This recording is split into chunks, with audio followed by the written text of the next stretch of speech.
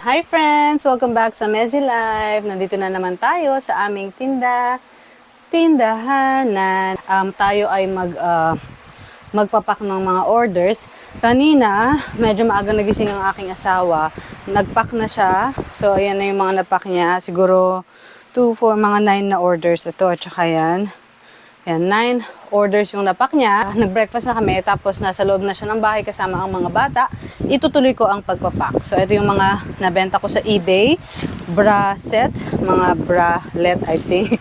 Tapos, mask para sa kids party, 2 picture frame, light bulbs. Yan ang aking mga eBay orders. Ito naman, mga Amazon orders. Ito. At yung 5 ay mga Walmart orders. Actually, napagod na ako kaagad-agad dahil nakakahingal magpabalik-balik, mag-pull out ng mga orders, yan. Siyempre, pag buntis, no, madaling hingalin, madaling mapagod. Hindi man sa nagrereklamo.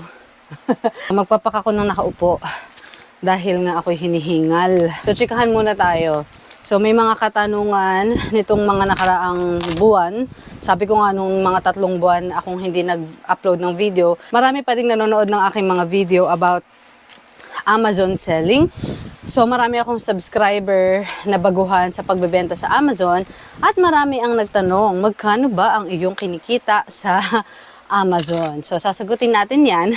Pero, panoorin nyo tong video na to. Ayan, na Jan, I think nabanggit ko yung benta namin for 1 day.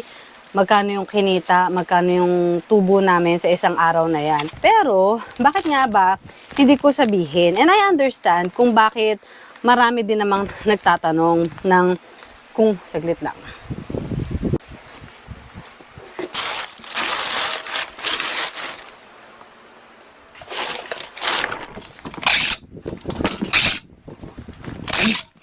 Okay friends, tapos na ako mag-pack. Lima ako na na-pack. Nag-pause ako mag-chika kasi nadidistract ako. Medyo nalito ako dun sa aking mga pinapack. Kaya sabi ko, focus muna sa pagpapack. So ngayon tapos na. At itutuloy ko yung chika pero sa loob na lang ng bahay kasi ang init. Tag-init kasi ngayon dito sa Amerika. Summer, sobrang init. Wala kaming aircon dun eh. Electric fan lang. So, sa bahay tayo. Back to mommy duty na din tayo. Siguro magde-deliver ang aking asawa. Oh, hi! Kuya sick! Kuya is sick! Medicine! No, we don't need medicine. You don't have a fever. I guess Ando wants medicine. Probably. Medicine! Yeah, Kuya is sick. Lucas is sick. He's vomiting but no fever. He probably ate something bad. Right? Mama! You want to talk? You're just sick! You're sick! Sick! Sick! Okay, change of plan. I'm not gonna be staying home. Sasama kami kay Daddy mag-deliver. Hi, Daddy. Only Daddy because if I would go, then I wouldn't want to go too. So only Daddy. Deliver, tapos mag-grocery na rin kami after. Are we gonna go grocery shopping? Sure. Anyway, so let's continue the talk. Let's continue the topic na pinag-usapan natin kanina. Kinat ko nga kasi nga hindi ako makapag-concentrate sa pagpapak. We're trying to answer why we're not really sharing how much we're earning in our online selling business. And I guess we have plenty of reasons. Pero isa sa mga reason yan is because I don't want to be one of those Amazon seller, YouTuber na parang ipinapakita nila yung gross sales nila. Like, promising so much money to earn through Amazon. Oh, you could earn like $1 million per year. On our first year, this is how much we make. In our first month, doing nothing from home, like that. Para kasing nakaka-engganyo siya. So, kung beginner ka, you will be like, oh, really? Yun pala yung opportunity na kayang ibigay ng Amazon. But in reality, that's not how easy it is, diba? Ayan, dito na kami sa USPS. Magde-deliver na si hubby. Ayan. I believe that it could cause like false hope parang ma-misinterpret ba na akala nila ganun talaga kalaki ang kita sa Amazon, ganun talaga kadali kumita sa Amazon. So ayoko magbigay ng false hope, ayoko ma-misinterpret, parang ganun, ayoko ma-misunderstood. So that's number one reason. Pangalawa, I believe na we are all in a very different situation. So iba-iba tayo ng sitwasyon, iba-iba yung kaya nating puhunan. Ang kaya lang naming puhunan that 4 years ago was $500. We started with $500. I only can work 2 to 4 hours a day kasi my kids, I'm a full-time stay-at-home mom. I have kids to take care of. There are other Amazon sellers na nag-uumpisa na gusto talaga nilang gawing full-time business yung Amazon. And for that reason, they can spend more time and more effort sa kanilang business. Maybe you're single, maybe you're also married like me, but maybe you have more time. Okay, may yung iba kagaya ko din na mga stay-at-home mom din na gusto lang kumita ng konting part-time job, parang ganon. Yung iba naman may full-time job, walang balak mag-quit ng job pero they need extra money. So iba-iba tayo ng sitwasyon, iba-iba tayo ng kayang ilaan na oras at effort sa ating mga business. Kaya hindi ko rin pwedeng sabihin na, oh, kaya nyo kitain yung ganitong kalaking pera. Kasi possible na you can earn more than that because you can do more, you have more time than me, 'di ba? Or you probably can earn less than that even if you're in the same situation as me for whatever reason. So basically, that's my second reason. Iba-iba tayo ng sitwasyon, iba-iba tayo ng time and effort na kayang ibigay sa business, iba-iba tayo ng puhunan na kayang ilaan din sa business. We started $500, yung iba, syempre kung mas malaki yung puhunan mo, mas malaki din ang balik kaagad sa inyo. So, for the sake of the people na nagtatanong nga kung magkano ang aming kinikita, ipapakita ko sa inyo yung gross sales namin sa Amazon. We usually make at least $100,000 gross every year, okay? Pero it doesn't mean na ayan yung pera na kinikita talaga namin. We still have other selling platform. We have eBay, we have may Walmart, may Mercari, may Facebook Marketplace. So, meron pa kaming iba't ibang selling platform na pinagbebentahan, di ba? So, pag sinabi ng isang sa YouTube, may nagpakita na ganito yung gross sales namin, it doesn't mean na iyan talaga yung profit nila. Kasi sobrang dami pang expenses dyan. Like, dyan, ibabawas mo pa kung magkano yung bili mo dun sa product, magkano yung shipping fee, magkano yung kaltas ni Amazon, magkano yung, kung nag-ads ka, marketing, cost, ganyan. Kami kasi nasa bahay lang, yung storage namin, so wala kaming binabayarang storage fee. Yung iba, nagre-renta sila ng storage, internet bills, diba? Internet, kuryente, basta sobrang dami. Kami, gas everyday kapag nagde-deliver kami, gas, diba? Lahat ng expenses na yan, if yung YouTuber ay sinishare nila yon, so I think it's more believable. Pero kung let's say, they're just sharing the gross na sales nila, then Some people do show, like, the breakdown, the net, and some people do make a lot of money, but it's rare. Yeah. And they usually have lots of money to get a huge discount on a product that already is established and sells. That's true. So, yun, paniwalaan nyo yung iba if they're showing all the breakdown ng kanilang mga kinikita.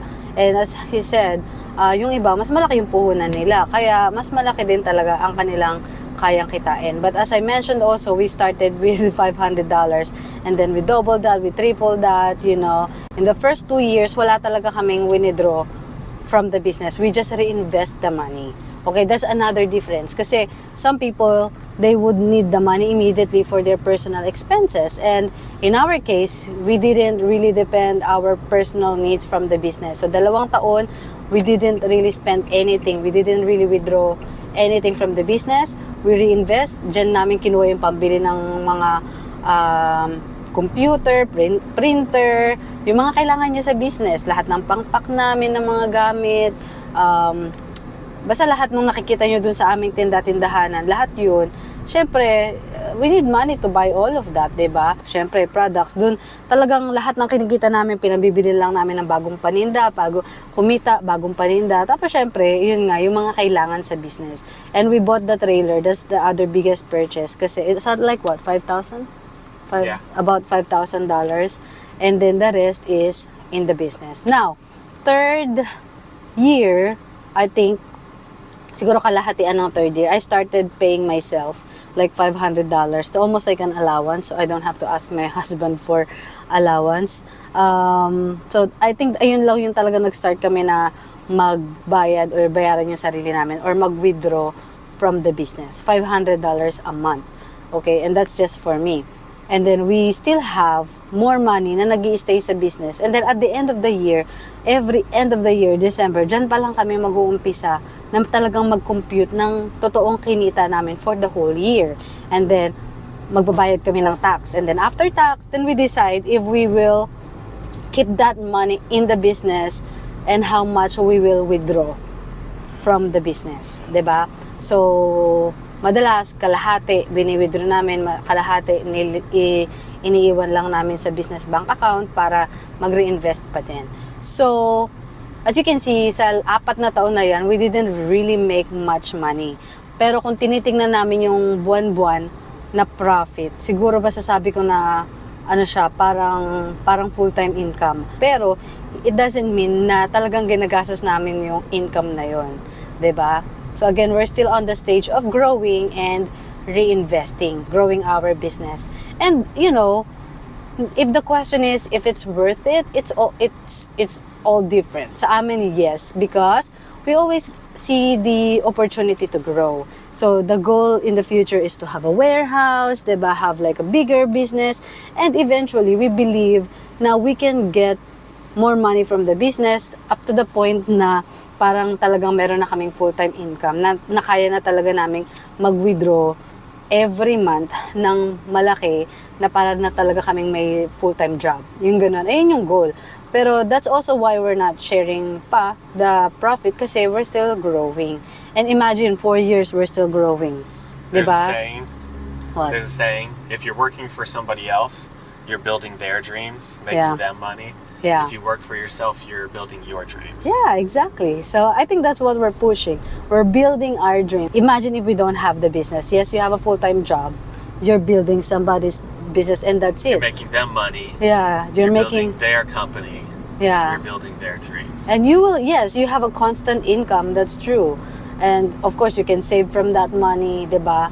From that job. Pero, parang... Everybody needs a starting point too, so it's not like all bad to work for somebody else. It's just that sometimes you do need to have a job first to get your business started too. Yeah. So. You have to have starting point, the puhunan, diba?